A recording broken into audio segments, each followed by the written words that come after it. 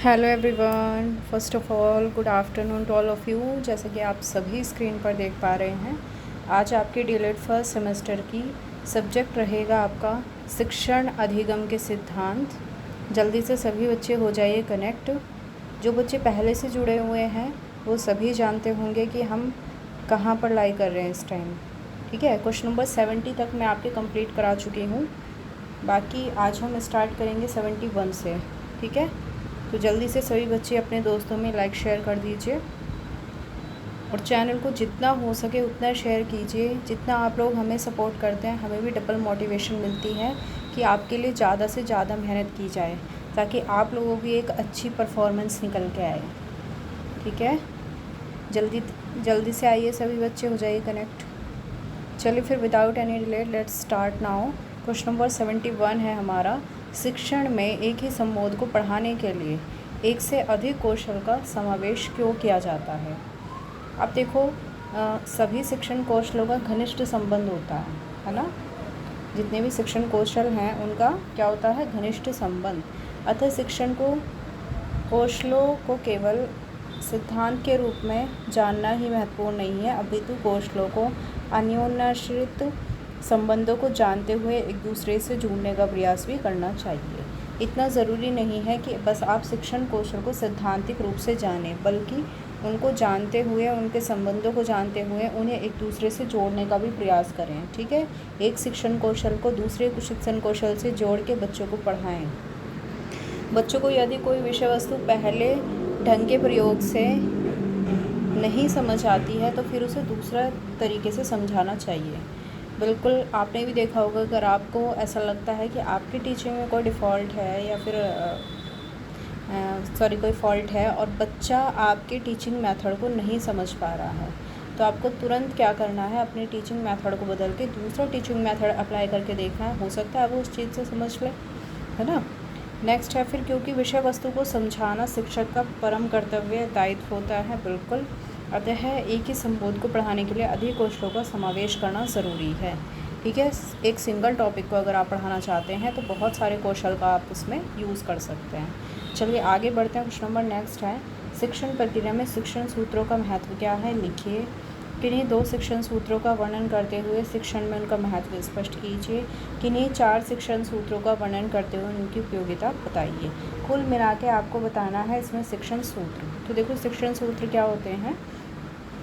शिक्षण सूत्र के प्रयोग से बच्चों को विषय वस्तु का ज्ञान आसानी से रोचक ढंग से कराया जाता है।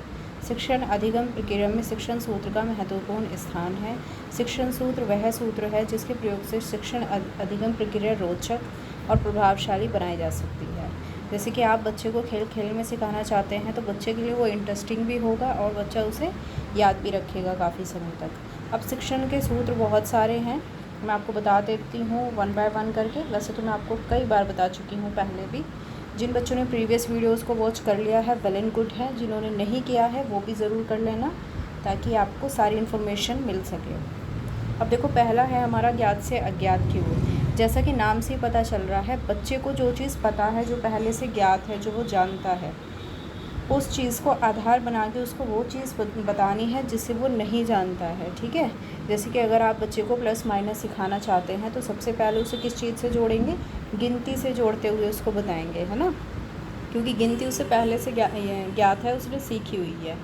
नेक्स्ट है फिर सेकंड, स्थूल से सूक्ष्म की ओर। इस शिक्षण सूत्र के अंतर्गत वस्तु और संदर्भ की जानकारी सूक्ष्मता की ओर दी जाती है। जैसे प्रारंभिक कक्षा में गिनती सिखाते समय गोलियों, तिलियों, अन्य रोचक और स्थूल वस्तुओं की मदद ली जाती है।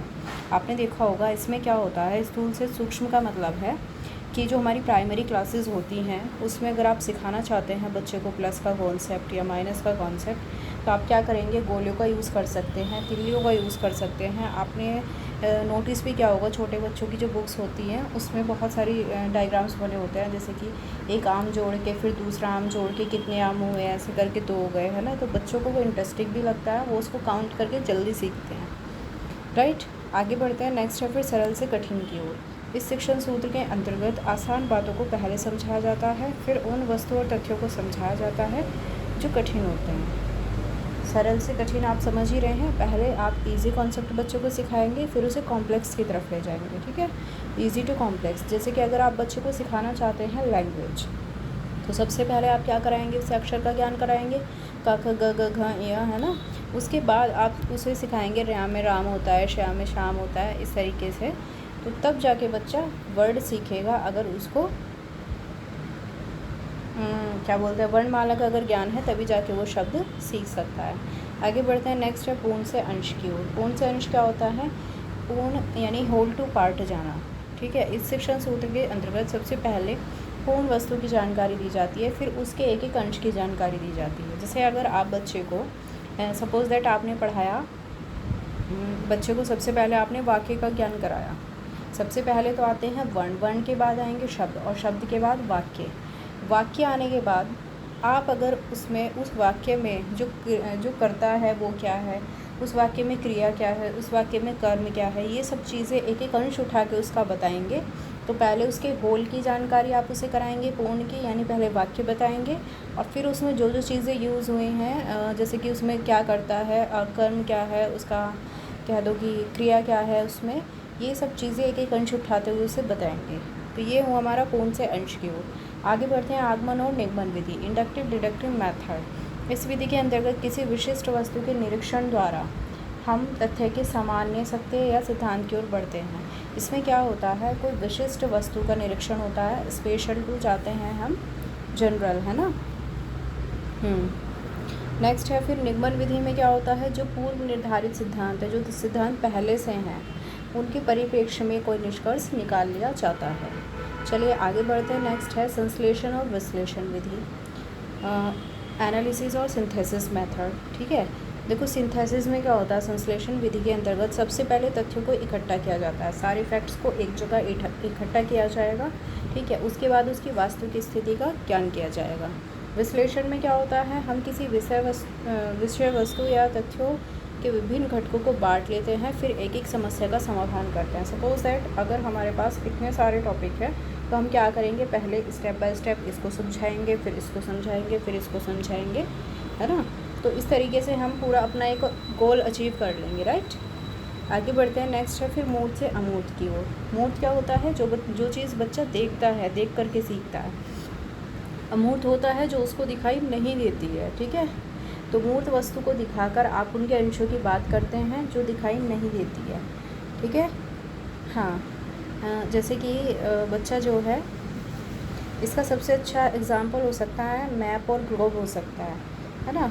मैप और ग्लोब के थ्रू आप बच्चे को रियल में तो पूरी दुनिया नहीं घुमा सकते हैं, ऐसा तो इम्पॉसिबल है, लेकिन आप उसके थ्रू क्या कर सकते हैं, वो चीज़ दिखा के, उसको समझा के, एक ऐसा ये कह दो इमेजिनेशन उसके माइंड में आ जाएगा कि जैसे वो पूरी दुनिया घूम रहा हो, राइट।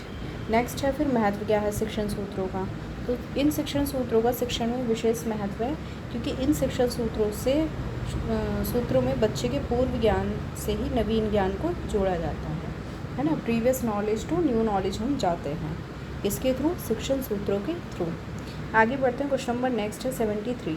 शिक्षण अधिगम के सिद्धांत से आप क्या समझते हैं, शिक्षण अधिगम किसे कहते हैं, और शिक्षण की कोई एक परिभाषा लिखिए। कई बार पूछा गया क्वेश्चन है, इम्पोर्टेंट है।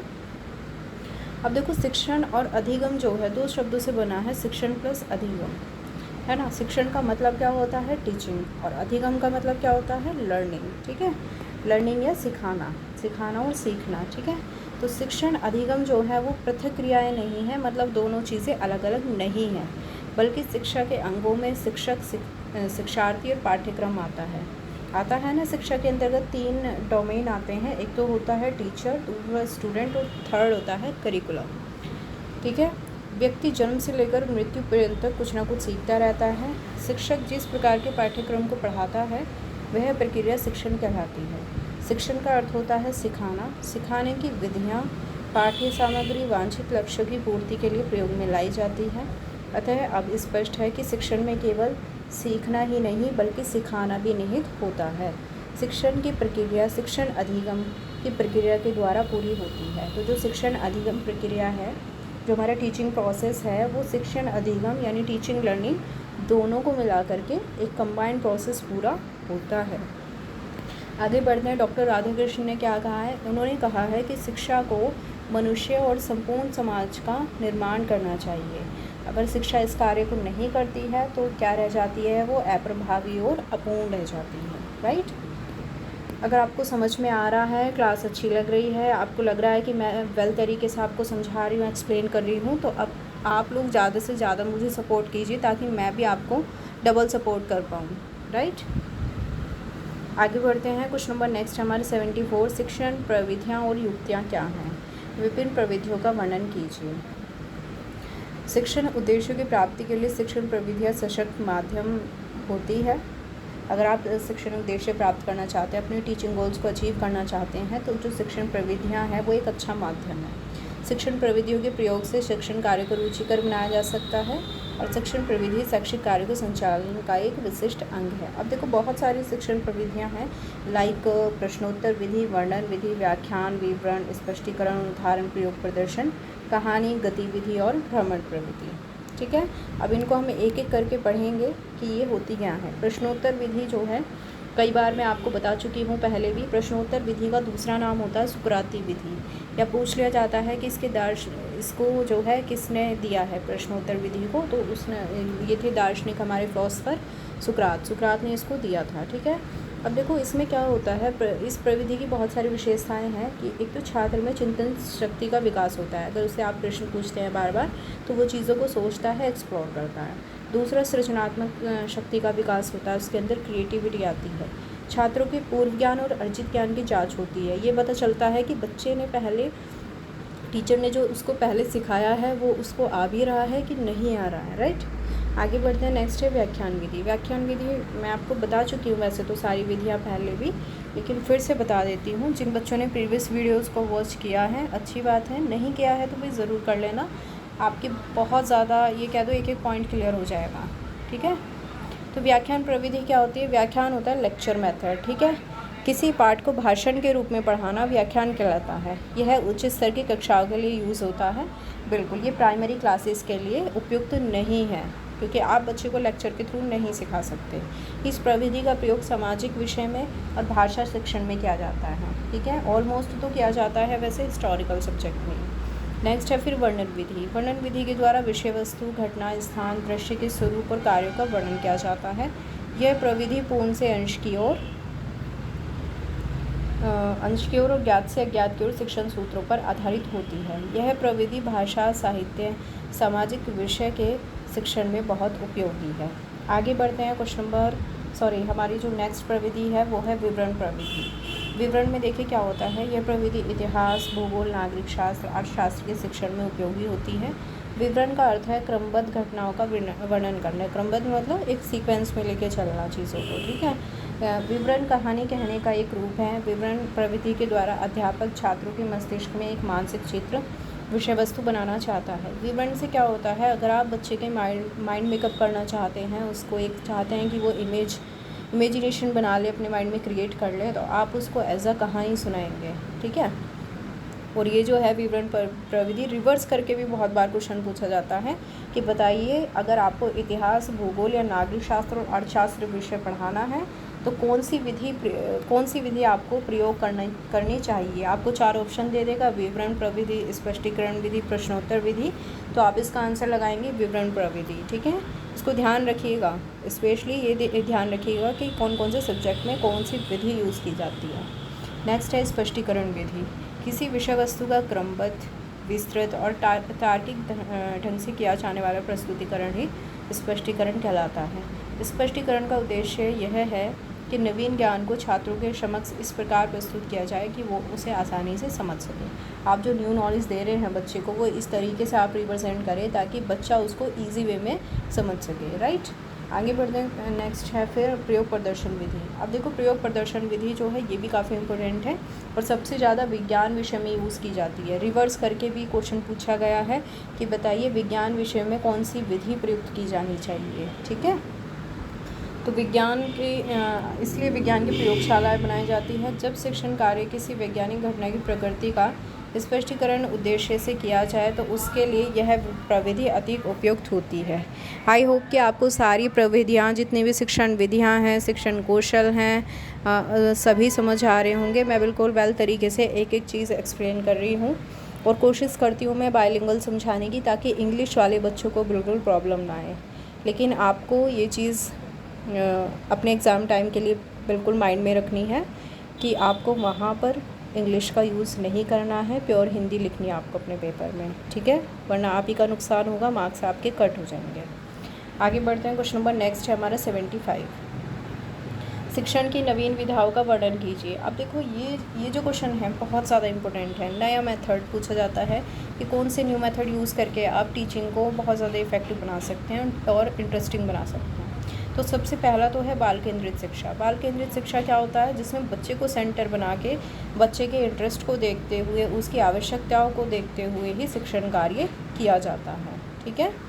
और इसमें क्या होता है, बच्चों को दंड नहीं दिया जाता और टीएलएम का ज़्यादा से ज़्यादा यूज़ किया जाता है ताकि टीचिंग को इंटरेस्टिंग बनाया जा सके। नेक्स्ट है गतिविधि आधारित शिक्षण, एक्टिविटी बेस्ड एजुकेशन या टीचिंग। यह भी शिक्षा की एक नवीन विधा है। गतिविधि आधारित शिक्षण वो शिक्षण होता है जिसमें बच्चों की रुचि, जिज्ञासाओं और मनोयोग को ध्यान में रखकर शिक्षण कार्य किया जाता है। इससे शिक्षण कार्य गतिविधि कराकर किया जाता है। इसमें क्या होता है, एक्टिविटी करा के आप बच्चे को खेल खेल में सिखाते हैं। गतिविधि किसी विषय वस्तु को प्रस्तुत करने का एक रुचिकर तरीका है। गतिविधि आधारित शिक्षण से पाठ्य वस्तु को रोचक और प्रभावी ढंग से समझाया जा सकता है, राइट। आगे बढ़ते हैं। थर्ड है रुचिपूर्ण शिक्षण। रुचिपूर्ण शिक्षण क्या होता है? ये भी बहुत ज़्यादा प्रभावी है, जिससे शिक्षण जो है वो रुचिकर और प्रभावी हो जाता है। इसकी विशेषताएं क्या है? एक तो बच्चों की स्वच्छता, मानसिक और शारीरिक विकास बच्चों को प्रसन्नचित्त रखता है। दूसरा, भयमुक्त वातावरण का सृजन, ठीक है। कोई बच्चे को किसी तरह का डर नहीं रहता कि टीचर मुझे डांटेगा अगर मैं क्वेश्चन पूछूंगा या पूछूंगी, तो इस तरह का कोई डर भी बच्चे को नहीं रहता है। थर्ड है उबाऊ और आकर्षक विहीन वातावरण को हटाकर रोचक प्रस्तुति। मतलब उबाऊ ना हो कि बस आया टीचर, लेक्चर दिया उसने और अपना चला गया, काम ख़त्म, या फिर बस बुक्स पढ़ाया जा रहा है, थ्योरी है, तो बच्चे क्या इंटरेस्ट लेंगे? नहीं लेंगे।